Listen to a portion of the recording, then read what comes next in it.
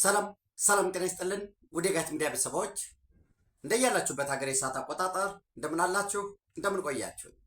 ኢትዮጵያ ውስጥ ናችሁ ዝግጅት ስለምትከታተሉ ውድ ቤተሰቦቼ እንደምን ዋላችሁ ማለት ፈልጋለሁ። ዕለተ ረቡዕ ነሐሴ 20 2018 በኢትዮጵያ ዘመን አቆጣጠር ኦገስት 26 2026 በጎርጎሳውያን የዘመን ስሌት እንደ ቅደም ተከተል የጋት ዕለታዊ አጫጭር መረጃዎች ከዚህ እንደሚከተለው ወደ እናንተ አደርሳለሁ። ዘወትር እንደምታደርጉት ለማሳሰብ ነው። ዝግጅቱን ላይክ አድርጉ፣ ሀሳብ አስተያየታችሁን አካፍሉ። ቢቀነስ ቢጨመር የምትሉትን ልክ እንደ ሁልጊዜው ብናያቸው በጋራ ብንወያይበት የምትሉትን እርስ በርስ ደግሞ እንመማርበታለን። ሁላችሁም የጋት ሚዲያ ቤተሰቦች የሚሰጡ አስተያየቶችን በጋራ እንድናዳብራቸው የከበረ ጥሬን አቀርባለሁ። እንደ ሁልጊዜው የጋት ሚዲያ ሜምበር ሁኑ። ጋት ሚዲያን ሰብስክራይብ አድርጉ። እያደገ ነው፣ ቤተሰባችን እየሰፋ ነው። ነገር ግን የበለጠ ተደራሽ እንድንሆን እያንዳንዳቸው የጋት ሚዲያ አምባሳደሮች ናችሁና ሰብስክራይብ እንዲያደርጉ ሎቢ አድርጉ። የአምባሳደር ሚናችሁን ተወጡ። በስፐቻት በስፐታንክስ ጋት ሚዲያን እየደገፋችሁ ነው። ከምንም በላይ አብራችሁ ስላላችሁ አብራችሁ ስለምትሆኑ እንደ ወትሮ ሁሉ እጅግ የከበረ ምስጋና ይድረሳችሁ። የመጀመሪያው ጋት ሚዲያ ላይ ብዙም እንዲህ አይነት መረጃ እናቀርብም፣ ግን ኢትዮጵያ የ2028 የአፍሪካ ዋንጫን ለማዘጋጀት በይፋ የአፍሪካ ካፕ ኦፍ ኔሽንስ ወይንም የአፍሪካ እግር ኳስ ፌዴሬሽንን በይፋዊ ጠይቃለች። እንግዲህ ፊፋ ባወጣው መረጃ መሰረት 211 ወይም 211 የእግር ኳስ ክለቦችን ወስዶ ፊፋ ከዛ ውስጥ 143ኛ ላይ ነው ያለ ነው። ይሄ መሻሻል ይጠበቅበታል። የአፍሪካ እግር ኳስ እንግዲህ የአፍሪካ ካፕ ኦፍ ኔሽንስ ወይንም የአፍሪካ ዋንጫ ውድድር የአህጉራት ዋንጫ ውድድር በየ2 ዓመቱ ይከናወናል። ከ2028 በኋላ ግን ውድድሩ በየ4 ዓመቱ እንደሚሆን ነው መረጃዎች እየወጡ ያሉት። የ2026 የቀጣይ ዓመትን 3 ሀገራት ማለትም ኬንያ፣ ኡጋንዳ እና ታንዛኒያ በጋራ የሚያከናውኑት ይሆናል። እንግዲህ ኢትዮጵያ ጥያቄ ያቀረበችው በ2028 ያለውን ለማዘጋጀት ነው። ይሄ እግር ኳሱን ከማዘጋጀት ባሻገር ወይንም ለዋንጫ የሚጫወቱ ተጫዋቾች እዚህ መጥተው ሀገራት እዚህ ሲወዳደሩ ስቴዲየሞቹ ላይ የሚገኘው ገቢ ያው የእግር ኳስ ፌዴሬሽኑ የአፍሪካ እግር ኳስ ፌዴሬሽን ከዛ ለሀገራትም ለመሰረተ ልማት የሚሰጡ ድጋፎች እንዳሉ ሆኖ በወሳኝነት ግን ኢትዮጵያን ለማስተዋወቅ ሶፍት ፓወር ሆኖ ያገለግላል። ባህላችንን፣ ቋንቋችንን፣ ማንነታችንን፣ መሰረተ ልማታችንን፣ ከተሞቻችንን ለመሸጥ ይጠቅመናል ማለት ነው። ከአፍሪካ ወንድሞቻችን ጋር የበለጠ ኢትዮጵያ ማነች በመሰረተ ልማቱ ረገድ በኢኮኖሚው ያለንን ትስስር ለዓለም ማህበረሰብም ለአፍሪካ ወንድሞቻችንም ለማስተዋወቅ ከዛም ባለፈ ደግሞ ለወጣቶቻችን ለልጆቻችን ኢንስፓየር ለማድረግ ይጠቅማል። በቱሪዝምም ደረጃ የራሱ የሆነ አስተዋጽኦ ይኖረዋል። ያ ብቻም አይደለም። በግንባታ ላይ ያሉ አዲስ አበባ ኢንተርናሽናል ስቴዲየምን ጨምሮ የሐዋሳ፣ የባህር ዳር፣ የመቀሌ ሌሎችም የአርባ ምንጭ ጨምሮ እነዚህን በፍጥነት ትኩረት ሰጥቶ ለማጠናቀቅ ከአፍሪካ እግር ኳስ ኮንፌዴሬሽን ጋር በመሆንም ተባብሮ በዛ መስፈርት መሰረት ለመስራት የሚጠቅመን ይሆናል። በወሳኝነት ደግሞ ሶፍት ፓወር ሆኖ ያገለግለናል ማለት ነው። ይሄ መልካም ዜና ነው። እንዲሳካልን ደግሞ ምኞቴን እገልጻለሁኝ። ሁላችንም በዚህ ረገድ ሎቢ ማድረግ ይጠበቅብናል። ይህን ለማለት ነው። ሌላው እንግዲህ ወደ ፖለቲካችን ስንመለስ ወደ ሰሜን እንሄድና ህዋትን እናገኘዋለን። ህዋት በአሁኑ ሰዓት በጽንፈ ቡድኑ ውስጥ ወደ ቀደመ ይሄ ተስፋ የሚያደርግ አሁንም በትናንቱ መንገድ ተጉዘን ልክ እንደ ትናንቱ በአህያ በበቅሎ በግመል ጥይት ጭነን እንዲያውም ከሆነ ጉና ላይ የሆነ ጊዜ 2 ዓመት ወይ 3 ዓመት መሽገን ቆይተን በዛችሁ መንገድ ያኔ በተከተልናት በዛችሁ መንገድ መጥተን እኛ የምንመራው እኛ የምናስተባብረው ከጆተኒ ቤትም ከጫት ቤትም ከአረቄ ቤትም ከየመንገዱ ሰባስበን በእኛ ምሳሌ የቀረጽናቸው መንገድ የሚመሩ ዱቄት የሚሸከሙ የእኛን የሚያስተጋቡ እኛ በበላይነት ወሳኝ ሆናል። ትናንትም ወደ 4 ኪሎ ስንገባ ኤርትራን በቃ ሉዓላዊነቷ የተጠበቀ አገር ነች ብለን ወስነን ከኤርትራ በላይ ከኢሳያስ በላይ ከሆነን ኤርትራ እንደገነጠል ነው ኢትዮጵያ ወደ ቀይ ባህር እንዳትሄድ መንገድ እንዘጋለን። እኛ ደግመን 4 ኪሎ እንመለሳለን። ያንን የምናደርገው በትናንቱ መንገድ ነው ብለው የቆመ ሰዓት እንኳን 2 ጊዜ ትክክል ይሆናል ይባላል አይደለ? በቀን 2 ጊዜ ትክክል ይሆናል። ለምሳሌ 1 ሰዓት 12 ሰዓት ላይ ቢቆም ጠዋትና ማታ ትክክል ይሆናል። ህወሓት ግን ከጊዜ ጋር ማለት በ1983 የነበረው ለዚያ ያበቃን ምንድን ነው? የዘመኑን የርዕዮተ ዓለም በዛ ወቅት የነበረውን አሁን ያለውን የህዝቡን ፍላጎት ኤቭሪቲንግ የራሱ የትግራይ ህዝብን የትግራይ ልሂቃንን ሁሉ ትቶ ጥቂት በቃ እኛ አራጂ ፈጣሪ ነን፣ እኛን የሚችለን የለም። ለሌላው ያላቸው ንቀት፣ ለሌላው ህዝብ፣ ለሌላው ልሂቅ ዙሪያውን እነሱ ያደራጁትን ተላላኪ ሲመሩ ስለኖረ ሁሉንም በዛው አምሳል አድርገው በማሰብ እንግዲህ ዋጋ ተከፍሎበታል። ምንም ጥርጥር የለም። ዋጋ ተከፍሎበታል። በግራ በቀኝ የሞቱት የወደቁት የወደመው ንብረት የኢትዮጵያ ነው። በተለላኪነት ነው አሁን ህወሓት ራሱ ጦርነቱን እንመራዋለን የሚሉ ሰዎች ቆም ብለው ቢያስቡ ጦርነቱ የነሱ አይደለም፣ የሻዕቢያ ጦርነት ነው። ኢቭን ሻዕቢያም እንኳን የራሱ ጦርነት አይደለም፣ የግብፅ ጦርነት ነው። እና የኢትዮጵያ ህዝብ የኢትዮጵያ መንግስት ከሚገባው በላይ ርቀት ሄዶ እየተማጸነ እየለመነ ነው ያለው ሰላም እፈልጋለሁኝ ብሎ። ይሄ እኔ የምለው ወይንም የሆኑ ሰዎች የሚቃወሙት አይደለም። በሙሉ የፕሪቶሪያ የሰላም ስምምነት ጋራንተርስ ኤንድ ፋሲሊቴተር ቦዲስ የሚባሉት የአፍሪካ ህብረት፣ የአሜሪካ መንግስት፣ የኢንተርገቨርንመንታል ኦቶሪቲ ፎር ዲቨሎፕመንት የኢጋድ፣ የተባበሩት መንግስታት ድርጅትና የአውሮፓ ህብረት እንዲሁም በአገር ደረጃ ካናዳ እና አውስትራሊያ እረፍ እየተባለ ነው ህወሓት። ነገር ግን እንግዲህ እኛ ጦርነት እንከፍታለን። ያ ጦርነት ሲከፈት እንደ አዲስ ስምምነት ውስጥ እንገባለን የሚል የመጀመሪያ ሂሳብ ነበራቸው። ሁለተኛ በአጭር ጊዜ ተላላኪዎችን ከጎናችን አሰልፈን በአጭር ጊዜ ወልቃይት ጠገዴን እንቆጣጠራለን። ወልቃይት ጠገዴን በስተት ምንድን ነው በፍጥነት በተቆጣጠርንበት ቅጽበት ወልቃይት ጠገዴን የተቆጣጠር ነው ተዋግተን ሳይሆን እንዳትዘነጉ፣ ዋጋ ከፍለን ሞተን ተዋግተን ወልቃይት ጠገዴን እንቆጣጠራለን ወይም ምዕራብ ትግራይ ተቆጣጥረን ግን መልሰን ፕሮፓጋንዳ እንሰራለን። ምን የሚል በንግግር ነው። እኛ ተዋግተን አይደለም ለይስሙላ ነው እንጂ የተዋጋ ነው። ወልቃይትን እኮ አሳልፎ ነው የሰጠን የሚል እንደገና ደግሞ ይኸው አሳልፎ ሰጠ የሚል ጽንፈኛው ፋኖ ድጋፍ እንዲያገኝ ሌላውም እያደረግን እያስታጠቅን እዛው ሶሮቃ ላይ ወይ አማራ ክልል መጥተን ጎንደርን ይዘን ቅማንት እናስታጥቃለን። የአገው ዲሞክራሲያዊ ንቅናቄ እያደራጁ ነው ብያቸዋለሁ። ከሚሴ ሌላ አዊ ዞንም እያደራጁ ነው ጎጃም ውስጥ የቤንሻንጉል። ይህን ሁሉ አድርገን መልሰን አሁንም ኢትዮጵያን እያተራመስን እንቀጥላለን በአጭር ጊዜ። በዛ ሂደት ደግሞ ዓለም አቀፉ ማህበረሰብ ያደራድረናል፣ ሻዕቢያም ይረዳናል የሚባል ነው የነበረው። እንግዲህ እነሱ ሲያስቡ ለራሳቸው ብልጦች ናቸው፣ ለራሳቸው ጎበዞች ናቸው። ከነሱ በላይ አዋቂ የለም ሂሳቡን ሲሰሩት። እውነታው ግን እነሱ አንድ ሲሰሩ 1 ሚሊዮን የሚሰራ የተደራጀ አዲስ አመራር፣ አዲስ ኮሚትመንት ያለው አዲስ ቪዥን ያለው አመራር አለ። ይህንን አይተዋል ሸረሪና ላይ። እኔ ነግራቸዋለሁ። ሸረሪና ላይ ነው የህወሓት ግብዓተ መሬት የተፈጸመው።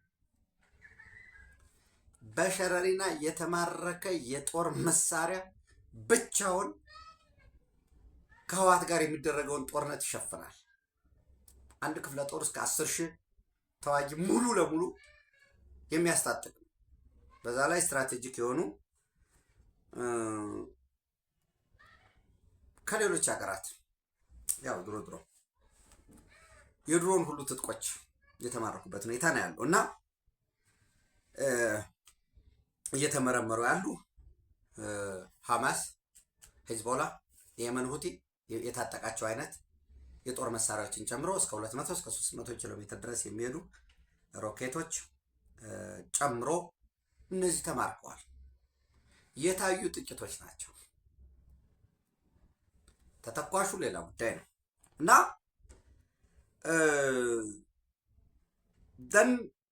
የኢትዮጵያ መንግስት የፕሪቶሪያ ስምምነትን ጥሰናል። አንድ እንዳትረሱ፣ ምዕራብ ትግራይ ቢመለስልን ሁሉም ነገር ቢሆን እንኳ 4 ኪሎ ያለውን መንግስት ሳንጥል እረፍት አናገኝም። 2 ከሌሎች ኃይሎች ጋር ተባብረን አዲስ በእኛ አምሳል አዲስ ስርዓት እንፈጥራለን የሚል ድርድር የሚባል ነገር አብቅቷል ሲሉ የነበሩ ሰዎች ዘንድ የኦሉሴጉን ኦባሳንጆ ውይይት የተደረገ እንደነገርኳችሁ አዲስ አበባ መቀሌም ነው ውይይት የተደረገው እና ይሄንን ድርድር አዲስ አበባ እየተካሄደ ነው ሲባል ኖ አላደረግንም ምናምን አሉ። ደን አንድ መግለጫው ላይ ላንብብላችሁ ብዬ ነው። አንድ የአሜሪካ ኤምባሲ መግለጫ አውጥቷል።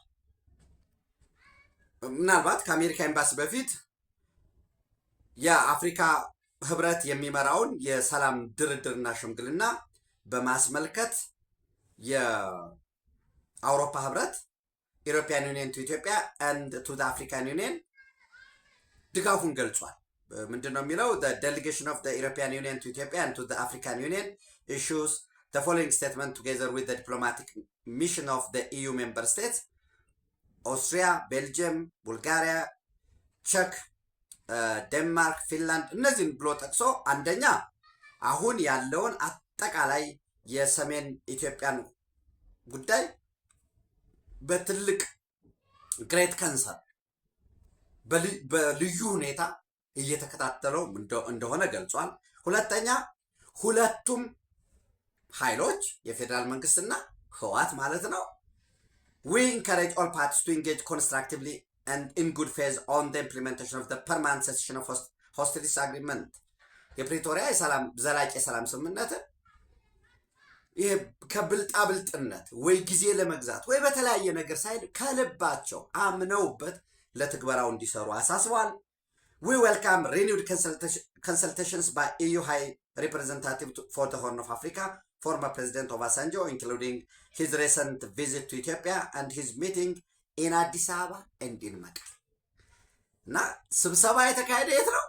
አዲስ አበባና መቀሌ የተደረገውን ስብሰባ አፕሪሼት አድርጓል። በነገራችን ላይ ኦሉሴጉን ኦባሳንጆ ከመቀሌ ተመልሰው ከመጡ በኋላ ሰኞ ዕለት ነገ አይ ሆፕ ያለ መረጃ ነገ የፕሪቶሪያ የሰላም ስምምነትን ከተፈራረሙ አካላት ጋር የፌዴራል መንግስት አካላት ጋር ውይይት ያደርጋሉ። ምን ማለት ነው? በሌላ መልኩ በዛ ተሳታፊ የሚሆኑት አቶ ጌታቸው ረዳ የጠቅላይ ሚኒስትሩ የምስራቅ አፍሪካ ጉዳዮች አማካሪ ሚኒስትር እና የፕሪቶሪያ የሰላም ስምምነት ተፈራራሚ ሌተናል ጀነራል ጻድቃን፣ አቶ አሰፋ አብርሃ እና የብሔራዊ ደህንነትና መረጃ ዋና ዳይሬክተር አምባሳደር ሬድዋን ሁሴን፣ የውጭ ጉዳይ ሚኒስትሩ ዶክተር ጌዲዮን እና ሌሎች ውይይት ይደረጋል። በዛ ውይይት ያለኝ መረጃ ትራያንጉሌት ለማድረግ ሞክሬያለሁ። የፌዴራል መንግስት የሚፈልገው አንድና አንድ ነው። የፕሪቶሪያ ሰላም ስምምነት ሳይሸራረፍ እንዲተገበር በዛ በፕሪቶሪያ ሰላም ስምምነት ውስጥ ምንም ይላል? ጊዜያዊ አስተዳደሩ የጣሱት እንዲመለስ፣ ታጣቂዎቻቸውን በሙሉ ወደ ካምፕ እንዲወስዱና ዲዲአር እንዲያደርጉ፣ ከባድ መሳሪያ እንዲያስረክቡ። ያኔ ለምሳሌ አስረክበና ብሎ ያስረከቡታል አይደል? የፌዴራል መንግስትም በወቅቱ ያለውን ተረክብ ያለው ተብሏል በወቅቱ። ነገር ግን የደበቁታል። እሱን አውጥተዋል። ማስረከብ አለባቸው። ካላስረከቡ የትም አያመልጥም። ታጣቂውን ወደ ካምፕ መመለስ አለባቸው። ጊዜ አስተዳደሩን መመለስ አለባቸው። እነዚህ በሙሉ ፕሪቶሪያ ስምምነት ላይ ያሉ ናቸው። ከሌሎች የታጠቁ ኃይሎች ጋር የሚያደርጉትን ትብብር እንዲሁም የኢትዮጵያ ሉዓላዊነት በመጣስ ከውጭ ጋር የፌዴራል መንግስቱን ስልጣን ተጋፍተው የሚያደርጉትን ሱዳን ላይ ያሳተፉትን ታጣቂ ኃይል እየተሳተፈ ያለውን ከሻዕቢያ ጋር አብሮ የሚሰሩትን ታጣቂ ኃይሎች ጋር የሚያደርጉትን ስራ አሁን በግዳጅ አፍሰው አዋጅ አውጥተው በአዋጅ 366 2018 መሰረት እያሰለጠኑ ያሉትን በየማሰልጠኛ ጣቢያዎች እነሱ ሁሉ እንዲበትኑ። እነዚህ ነው። ሌላ ምንም ፍላጎት የለውም የፌዴራል መንግስቱ።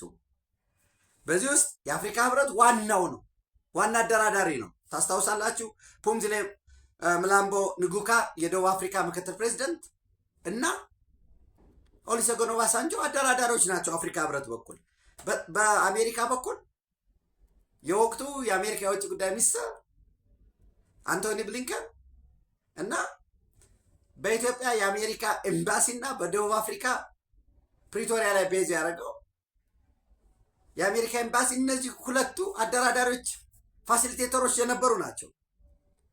ኢጋድ ጅቡቲ ላይ ድርድር ከተጀመረ በኋላ ጆይን አድርጎ እስከ ፕሪቶሪያ የዘለቀው ኢጋድ መግለጫ እንዲያወጣ ይጠበቃል።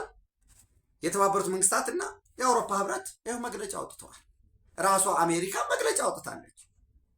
ኤምባሲው የአሜሪካ ኤምባሲና የአሜሪካ በአፍሪካ ህብረት ልዩ መልእክተኛ ቋሚ መልእክተኛው ማለት ነው። ሰው ድርቅ አለ። ከጦርነቱ መልሶ አላገገመም። መልሶ ግንባታ ነው የሚያስፈልገው።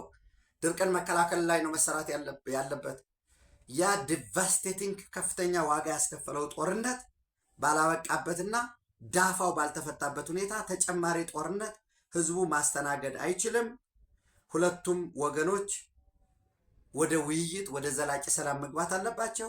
ሪኒውድ ሚሊታሪ ኮንፍሮንቴሽን ኢን ትግራይ ሪጅን፣ አዲስ ጦርነት አዲስ ግጭት በትግራይ ክልል ውስጥ already severely affected by drought and with high humanitarian needs በድርቅ የተጎዳ ያለ ከፍተኛ የሆነ የሰብአዊ ድጋፍ የሚፈልግ would be devastating for the people of the northern Ethiopia እና ይሄ አያስፈልግም። የኢትዮጵያ መንግስት ጦርነት ለመክፈት ቢባል ከበቂ በላይ ምክንያት አለ። ስልጠና የተደረገ 6 ቦታ ትግራይ ውስጥ እያሰለጠኑ ከኤርትራ የጦር መሳሪያ ይመጣል። የኢትዮጵያ ሉዓላዊነት ተጥሶ የታጠቁ የኤርትራ ወታደሮች ገብተው ዛላምበሳን ጨምሮ እና ይሄ ለአሜሪካም ለሁሉም ለሚመለከታቸው ደርሷል። ህወሓት ደግሞ የለም ይሄ አግባብ አይደለም፣ ውጤት አታመጡም፣ እረፉ ተብሎ እንግዲህ ህወሓት አሁን እጁ ላይ 2 አማራጭ ብቻ ነው ያለው። 2 አማራጭ አለው ህወሓት። አማራጭ 1 በዝም ብሎ በጨበጣ ወደ ጦርነት ውስጥ ገብቶ ህይወቱን ማሳጠር። እኔ ይሄ ሚሊተሪ ስትራቴጂስት ሆኜ አብሬ አቅጄ ወይ ምናምን አይደለም። ጦርነት ከተጀመረ መቀሌ በ5 ሰዓት ውስጥ ነው የሚገባው። በ5 ሰዓት በሁሉም አቅጣጫ እየጠረጉ እያጸዱ መቀሌ ለመግባት ደግሞ ከ3 እስከ 5 ቀን፣ ከዚህ በፊትም ብያቸዋለሁ፣ ከ3 እስከ 5 ቀን። ከዛ በኋላ የህወሓት ከፍተኛ የሆነ ፖለቲኮ ሚሊተሪ የወታደር ጃኬታቸውን ለብሰው በተመሳሳይ ፖለቲካ እንሰራለን የሚሉት አክራሪዎች በሙሉ ሻዕቢያ ይቀበላቸዋል ወይ ሌላ ጉዳይ ነው። ሲሸሹ ድንበር ከፍቶ ያሳልፋቸዋል ወይ ሌላ ጉዳይ ነው። ሰው ምናልባት ያላቸው አማራጭ ዝም ብሎ ባልሞት ባይ ተጋዳይነት ወደ ጦርነት ውስጥ ገብተው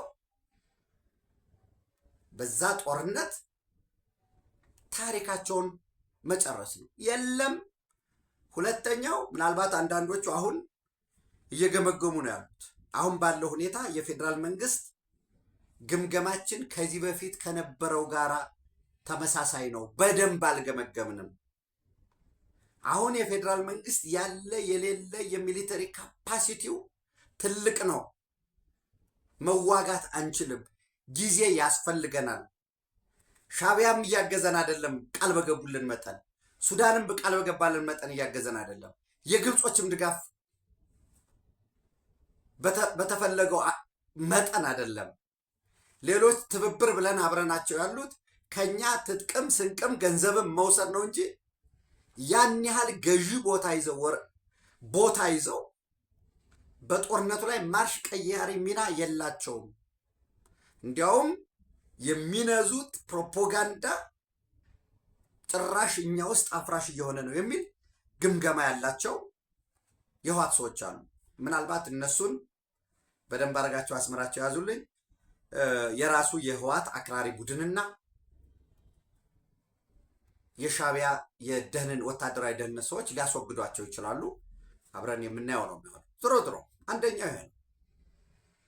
የለም ብለው ጦርነት ከፍተው ባለው መለብለብ። ሁለተኛው ጊዜን እንግዛ ብለው እንደ ከዚህ በፊቱ ዲዲአሩን የሆነ ጊዜ 300 ከዛ 400 ከዛ የሚመሰረተው ጊዜያዊ አስተዳደሩን ደግሞ መልሶ ቆልፎ ይዞ ይህንን እያራዘሙ እንደገና መልሶ አሁንም ዝግጅት እያሉ ሁልጊዜ የጦርነት ዜማ እየተዜመ እንዲኖር የሚፈልጉ ሰዎች አሉ። ያንን የፌዴራል መንግስቱ ይፈቅዳል ወይ? በዚህ አግባብ ለባለፉት 4 ዓመት በተሄደው አግባብ እንደገና እድል ያገኛሉ የሚለውን አብረን ነው የምናየው የሚሆነው ማለት ነው። ዝሮ ግን ከጦርነት እንዋጋ በለው የሚለው እየቀዘቀዘ የመጣበት ሁኔታ አለ። ለዚህ የሚሆነው ደግሞ 24/7 የሚደረገው የኢንተለጀንስ የሰርቪለንስ ሪኮነሰንስ የሆኑ የድሮን ቅኝቶች እንዲሁም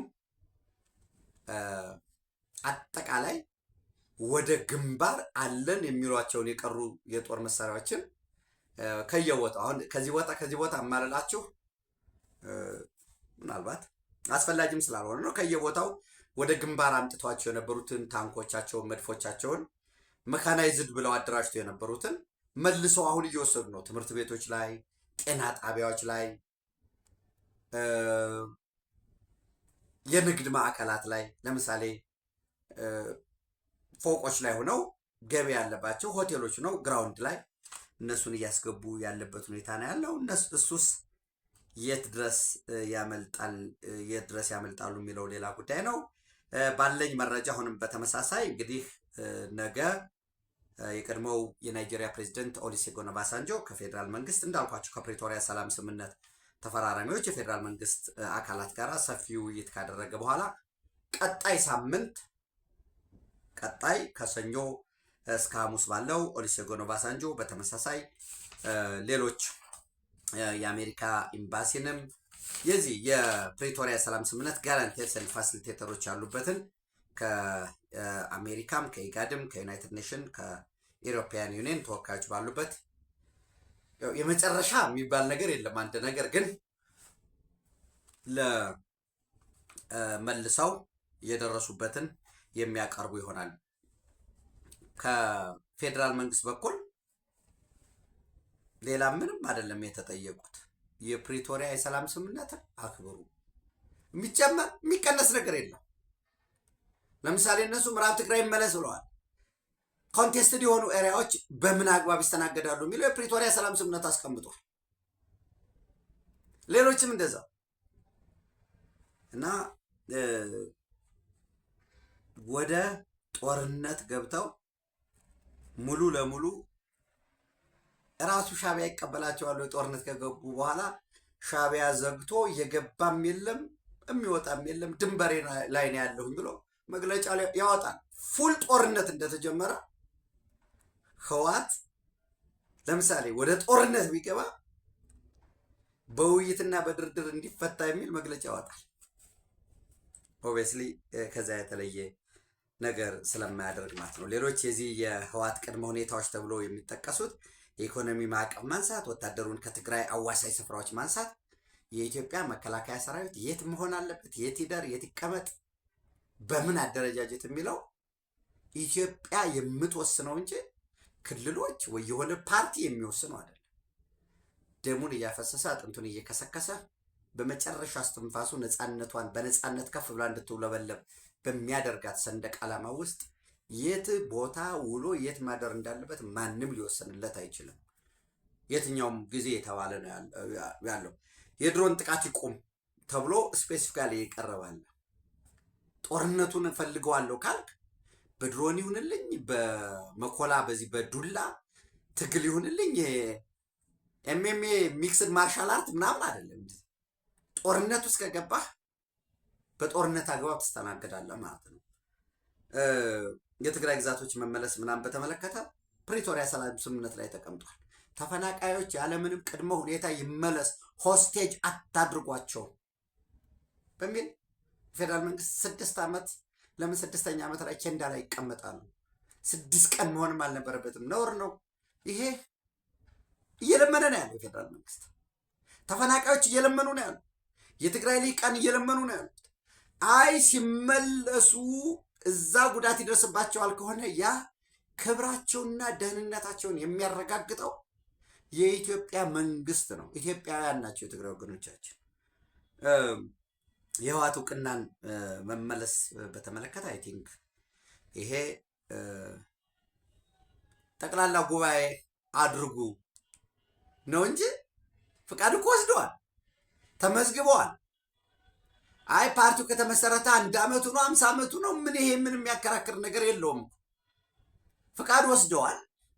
ያ ፍቃድ በትክክል ጠቅላላ ጉባኤ አድርገው የኢትዮጵያ ብሔራዊ ምርጫ ቦርድ ታዛቢ ሆኖ ፍቃዱ መስጠት ነው። አይ የቀደመው ይመለስልንም ብትልም የቀደመው እኮ እንዲመለስ አጠቃላይ ህግና አሰራር አለ። ያ ደግሞ ተሰርዟል። የተሰረዘ ፓርቲ የሚመለስበት አግባብ እኔ እንግዲህ ይሄ ብዙ እዚህ ላይ ጊዜ የሚፈጅ አይመስለኝም። በድጋሜ ማለት የምፈልገው የአሜሪካ ሚሽን በአፍሪካ ህብረት፣ የአሜሪካ ኤምባሲ፣ የአውሮፓ ህብረት እንዲሁም ካናዳም በተመሳሳይ በነገራችን ላይ ካናዳ ያወጣው መግለጫ ሞሮለስ ኮፒ ፔስት ነው። የአውሮፓ ህብረት ያወጣውን መግለጫ ኮፒ ፔስት ነው ያደረጉት። ምናልባት 1 2 3 ብለው ነው ያስቀመጡት ራሱን። ያ ምንድን ነው የሚለው ዘ ዴሊጌሽን ኦፍ ዘ ዩሮፒያን ዩኒየን ቱ ኢትዮጵያ ኤንድ ቱ ዘ አፍሪካን ዩኒየን ኢሹ ዘ ፎሎዊንግ ስቴትመንት። ያ ኢትዮጵያ ጆይንት ሎካል ስቴትመንት ኢን ሰፖርት ኦፍ ኤዩ ሊድ ሚዲዬሽን ኢፈርት ኢን ኖርዘርን ኢትዮጵያ ብለው ተመሳሳይ ነው ያስቀመጡት። ሶ ለህወሓትም ለኢትዮጵያ ህዝብም ለአፍሪካ ቀንድም ሰላም ነው ወሳኝ። ከሰላም ውጭ ባለው መንገድ ተዋግተን 1 ኢንች ጥቅም የሚያስጠብቅ የለም። እዚያ ሂደት ላይ ግን ኢትዮጵያ ትጎዳለች። የበለጠ ልማት መስራት እያለብን የበለጠ የትናንቱን ቁስል ሽረን በአዲስ መንገድ መሻገር እያለብን መልሰን እዛ ውስጥ መግባት ደግሞ በጣም የሚያሳዝነው አሁን የሚያስቡት እነኚህ ሰዎች እንደገና ሌላ የሰላም እድል ይኖራል ብሎ ነው የሚያስቡት። ለምን? የፌዴራል መንግስት መቀሌን መቆጣጠር እየቻለ ኦፍኮርስ ያ አትራፊ ሆኗል። እኔ የትግራይ ህዝብም የትግራይ ልሂቃንም ህወሓት ምንድን ነው የሚባለው በአደባባይ በዚህ ደረጃ እንዲጋለጥ ዓለም አቀፍ ማህበረሰብ እንዲያውቀው የሚያስችል ስራ ተሰርቷል ብዬ አምናለሁ ፐርሰናል። እና የሚጠቅመው ሰላም ነው የሚል እምነት አለኝ። ከዛ በዘለለ የድሮን ቅኝቶች፣ አስፈላጊ የሆኑ ጥቃቶች፣ የታክቲካል ዘመቻዎች እንዳልኳችሁ አሁን ህወሓት አንድ ቋጠሯል። አንድ ወሳኝ ቦታ አለው። ሮኬቶች፣ ታንኮች፣ መድፎች ከተበታተኑ ባለፈ ሰብሰብ ያሉበት አንድ ቦታ አለ። እሱ ከተመታ በኋላ ህወሓት የሚኖረው አማራጭ ወይ ነጭ ጨርቅ ያውለበልባል እና በመግለጫው የፕሪቶሪያ የሰላም ስምምነትን በዘላቂነት ተቀብያለሁኝ፣ ከሌሎች ጽምዶ ትብብር የምለው ነገር አግባብ አይደለም፣ ታጣቂውን በሙሉ በየቦታው በየምሽግ እዛ እየቆፈረ እንደ ቀበሮ ያስገባውን እየሳበ ወደ ካምፖች ወደ ታወቁ ካምፖች ይወስዳል፣ ትጥቁን ያስከብራል፣ ያስመልሳል። በዛ አግባብ ለመሄድ ዝግጁ መሆን መቻል አለበት። አሊያ የኢትዮጵያ መከላከያ ሰራዊት ይጨርሰዋል አስተማማኝ በሆነ መልኩ። እንግዲህ ፖሊሶችን፣ ሚሊሻዎችን ወደ ጦር ግንባር እየላከ ነው። በዚህ ሁሉ መሀል ለምሳሌ የትግራይ ፖሊስን አርሚ 71 ነው 91 71 ኤኒዌይስ የትግራይ ፖሊስ መዝመት አለበት በሚል ፖሊስን ለሶስት ከፍለውታል። የማይዘምቱ ወደ ጦር ግንባር የማይሄዱ ቪአይፒ ጥበቃ ከተማ ላይ የታክቲክና የስትራቴጂክ ወንጀል ምርመራ የሚሰሩ በሚል ተብሎ የተከፈሉ ፖሊሶች አሉ። እነኚህ የህወሓት ከፍተኛ አመራር ቤተሰቦች እና ጀስት ቅርርብ ያላቸው። ሁለተኛ ደግሞ አሁን የማይዘምቱ በሁለተኛ ዙር የሚዘምቱ ተብለው ቢ ተብለው የተለዩ ፖሊሶች አሉ። ሌላው ደግሞ ሲ ተብለው የተለዩ ፖሊሶች አሉ። እነዚህ የግድ የሚዘምቱ በሚል ነው። ለምሳሌ በትናንትናው ዕለት እምባላጄ ወረዳ ላይ 28 የፖሊስ አባላት መዝመት አለባቸው ተብለው ነገ ጠዋት ትዘምታላችሁ ተብለው ዛሬ እንዲዘምቱ ነበር አቅጣጫ የተሰጣቸው። ከ28ቱ 23ቱ ጠፍተው አድረዋል ማለት ነው። እንዘምታለን ብለው ሪፖርት ያደረጉ 5 ብቻ ናቸው። ሌሎች አካባቢ ላይም በተመሳሳይ ይህን ነው እያደረጉ ያሉት። ከተለያዩ አርሚዎች ላይ አሁንም ወደ ትግራይ ሰላም ኃይል ወይም ወደ ሀራ መሬት እየተቀላቀሉ ያሉ ቁጥራቸው ከፍ ያሉ አሉ። እንዳልኳችሁ በተለየ ሁኔታ ኮላተራል ዳሜጅን ወይንም ጉዳትን ተያያዥ ጉዳትን በቀነሰ በንጹሃን ላይ በመሰረተ ልማት ላይ በንብረት ላይ ጉዳትን በቀነሰ መልኩ እየተጠና ለምሳሌ ካርል ሆስፒታል ላይ መድፍና ታንኮች አስገብተዋል። የሞርታር የመድፍ የታንክ ጥይቶች በሙሉ ተከዝነዋል ሆስፒታል ላይ። እዛው ጎን ደግሞ ህሙማን አሉ። በተመሳሳይ ትምህርት ቤት እና እነሱን ጉዳቱን በቀነሰ መልኩ እርምጃዎች እየተወሰዱ ነው። እየተከታተላችሁ ይመስለኛል። በተመሳሳይ እርምጃዎችም ይቀጥላሉ። የኢትዮጵያ መንግስት ኤርትራን ሻዕቢያን በተመለከተ የመጨረሻ ጥሪ ለአሜሪካ ለሚመለከታቸው አካላት አድርጓል። ኢትዮጵያ ውስጥ የእርስ በርስ ጦርነት አለመረጋጋት እንዲኖር በቀጥታ ትጥቅም ከመስጠት ባለፈ ሰራዊት አሰማርቶ ታጣቂዎቹን አሰማርቶ ወታደሮቹን አሰማርቶ ኢትዮጵያን እያመሰ ነው፣ በአፋጣኝ እርምጃ እንዲወሰድ የሚል ጥሪ አቅርቧል። ያውቃሉ፣ ዓለም ያውቃል፣ የተለየ ነገር የለውም። በዚህ የሚወሰደው እርምጃ እየተጠበቀ ነው። ህወሓትን በተመለከተ እንዳልኳቸው እንግዲህ ቀጣይ ሳምንት ላይ ኦሉሴጉን ኦባሳንጆ ወደ መቀሌ ተመልሰው ይሄዳሉ። ከዛም በፊት ያለኝ መረጃ የህወሓት ሰዎችም ወደ አዲስ አበባ ሊመጡ እንደሚችሉ መረጃዎች አሉኝ። የኢትዮጵያ የሰላም አስከባሪ በዩናይትድ ኔሽን ሚሽን ኢን ሳውት ሱዳን 2 ኢትዮጵያውያን ጆንግሌ ክልል ወይ ጆንግሌ ግዛት ላይ ህይወታቸው አልፏል። ሰላም በማስከበር ላይ የነበሩ ኮንቮይ አጅበው እየሄዱ ሌሎች 7 ጉዳት ደርሶባቸዋል። ይህን የተባበሩት መንግስታትም በደቡብ ሱዳን የኢትዮጵያ ኤምባሲም ሌሎች ሀገራትም እያወገዙ ነው ያሉት። ኢትዮጵያ ለአፍሪካ ቀንድ ለአፍሪካ ለዓለም አቀፍ ሰላም መስፈን ኃላፊነቷን ግዴታዋን የምትወጣ ሀገር ነች። በዚህ ረገድ ዓለም አቀፍ ማህበረሰብ ይህንን ከግምት ውስጥ አስገብቶ አፍራሽ ተግባር የውክልና ጦርነት እየከፈተ ያለው የአፍሪካ ቀንድን የቀይ ባህር ቀጠናን ለማተራመስ 24/7 እየሰራ ያለው የሻዕቢያ ላይ አስቸኳይ አፋጣኝ እርምጃ እንዲወሰድ የኢትዮጵያ መንግስት እየጠየቀ ነው ያለው በዲፕሎማቲክ ቻናሎች በኩል። እየተገኙ ያሉ ምላሾች አሉ። እነሱ ደግሞ በሚመለከተው በኩል የሚገለጹ ይሆናሉ ማለት ነው። ለዛሬ የጋት ዕለታዊ አጫጭር መረጃዎች እነኝን ይመስላሉ። ተጨማሪ መረጃ ማስረጃዎች ወደ እናንተ አድርሳለሁ። ኢትዮጵያ ኮብ ለዘላለም ትኑር። ቴንኪዩ